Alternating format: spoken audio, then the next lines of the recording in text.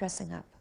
He loved to dress up. He'd be in a three-piece suit, brocade vest, ruffled shirt, or just sometimes the pants, the shirt and the vest, but all the time dressed up. I don't think he'd never not looked cool.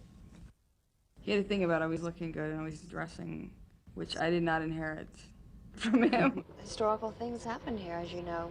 We had the Beatles. This is where the Beatles came. I never forget that night. No, that was pretty historical. And, you know, I don't think we really appreciated it as much then, you know, as it turned out to be later in life. Yeah, it was, you know, it was that period where Elvis was looking for, you know, his career. And here's the Beatles on the top. Remember? It was, you know, it was, I think it was a huge deal to the Beatles. Mm-hmm. I think we enjoyed it, don't you? Oh yeah, definitely enjoyed it. I think what we enjoyed most about that historical night was how they all interacted with each other, and how Elvis, you know, pretty much ran the show. I mean, John and Paul, all of them were pretty, very humbled, very nice. I think that took us all by surprise. You know, I did cut Don come a couple of times, and one of them, when Hair and Scare, I dyed his hair. You dyed his hair? Yeah, he didn't like the color of his hair, so obviously I was always the first one to say, I can do it. So I went to the drugstore and I got black dye. It looked pretty easy to me, right? Yeah. So you go and get your black dye, and I got brushes, you know, so I could, you know, brush it on. And I went to the studio with a bag. I mean, I took it very seriously. I've got a black bag, and I had a towel and brushes and the black dye.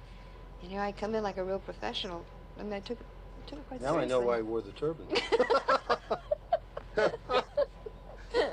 You know what? You might I thought be it was right. an image. He was trying to cover up that hair. You might be right.